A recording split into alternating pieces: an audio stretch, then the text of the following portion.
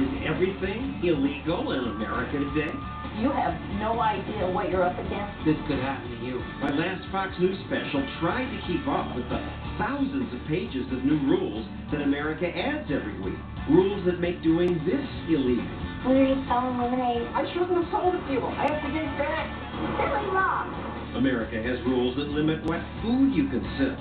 It seemed like they thought we had cocaine in the papayas or something. And rules that, well, who knows what they'll come up with next? Bans on candy and Coke, maybe? And we need to keep them away from soft drinks. Also, this man, who worked for 2 presidents' drug czars, is back to dispute what I said about drug legalization. We should be kicking down more doors. And this sex worker is back to defend her profession. Here in the States, we have a problem with sheriff codes. More and more rules. That's our show tonight.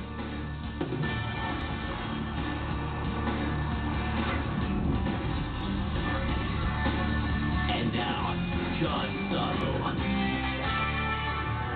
Look at this, 160,000 pages of rules.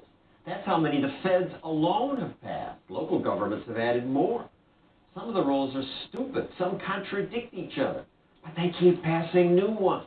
Thousands of pages every month. None of us can know if we're following all these rules. We can hire lawyers, but even they don't understand because much of the law is incomprehensible. So, what if you're an entrepreneur? What if you want to produce things or sell things?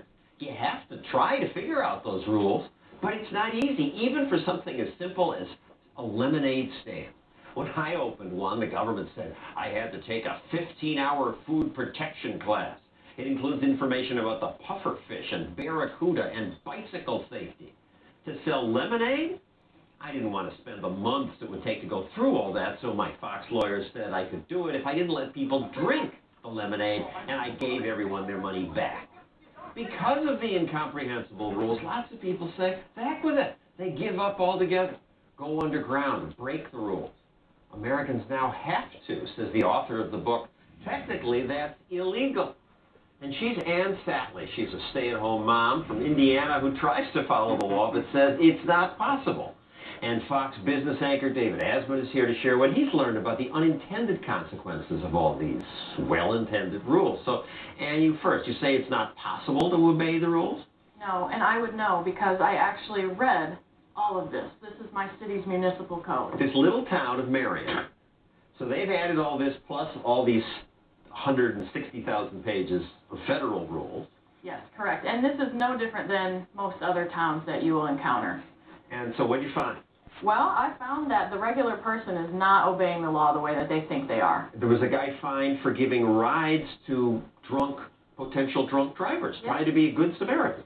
Well, you know, they didn't get the proper permit. The taxi drivers in the town petitioned the city to make it illegal because he was taking business away from them, supposedly. And you found you were breaking some laws. I was breaking quite a few without realizing it. Like? Well, we have our trash containers out for collection too early. We don't always take them in on time. We did not have our animals registered with the city. We did not have our bicycles registered with the city. Does anyone? Not that I know of. But the law is on the book. Correct. And you went there and you tried to register and they laughed at you.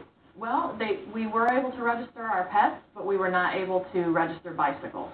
I mean, the law in this code says no person shall ride or propel a bicycle unless such bicycle has been licensed. 25 cents shall be paid to the city. Every 2 years. And this is written in 1896. So, David, you've seen the damage this does to entrepreneurs. Well, it's funny because a lot of these codes and rules and regulations are commonplace in banana republics. I used to cover Latin America. I did it for 15 years, and that's what holds these banana republics down. That's why they're majority poor countries instead of majority middle-class countries, because what these rules and regs hit hardest is not only individual behavior, but the small businesses. The big guys, they have lawyers and accountants, and they can afford the people to get them past these rules and regs. But small businesses, sometimes as absurd and ridiculous as some of these rules are, others' rules stick. That is, some of them can stymie small businesses from getting a foot up.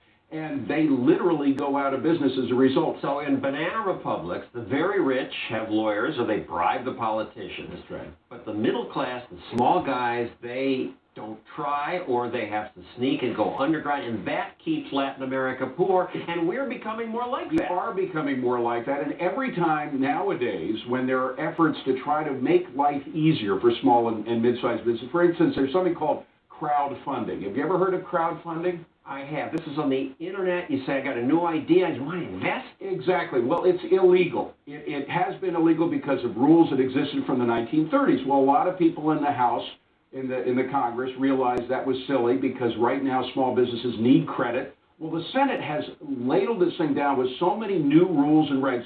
All well-intended to We're all protect well-intended you might to invest protect and the be hurt. investors, but the fact is that it limits the choice, and it opens up so many avenues for lawsuits from investors who can claim, well, according to the new law that the Senate has, whenever you limit choice and make life easier for lawyers, there's something wrong. I think that's sort of the Asman rule, of course. You know, if it benefits lawyers and limits individual choice, it's bad. And that's what we have too much of now in our society. Let me go to a few more of your examples. Crossing the street. Yeah, we don't have a big pedestrian problem in Marion, but according to the code, I don't remember exactly how it's written, but you have to cross. I happen to have it here. No pedestrian shall cross a roadway in any place other than the route at right angles. Yeah, I don't have a protractor with me when I cross the street, but that happens to be the law. It has to be a 90-degree angle. And in New York City, it's illegal to run into the path of a vehicle, like you had to be told that. It's also illegal to jaywalk, and we all do it here. Right. Which leads to the part that makes me uncomfortable, which is that these laws, people say, oh, well, don't worry, they don't enforce them. But they can then enforce them against people they don't like. And sometimes they do. In my illegal everything show, there was a guy who went to jail for 6 years because he sold seafood in the wrong box. It leads to selective enforcement quite often, I think. And it's only the ones who are reported that are complained about by somebody. And people say, well, these are the government officials, prosecutors. They're not venal. They're not evil. Why would they do this? Because of the fact that they want to run for political office. Very often they want scalps. A lot. Attorney generals across you say attorneys general, but all over the United States, AGs are known as aspiring governors. They have a good conviction record. And if they have all those scalps on the wall that they can point to when they run for governor or some higher office, that helps them get elected. Sure. So that very often they use these rules and regs and the scalps in their office in order to get elected. It's all politics. So I don't know if you've ever held a yard sale, but what's the rule on that?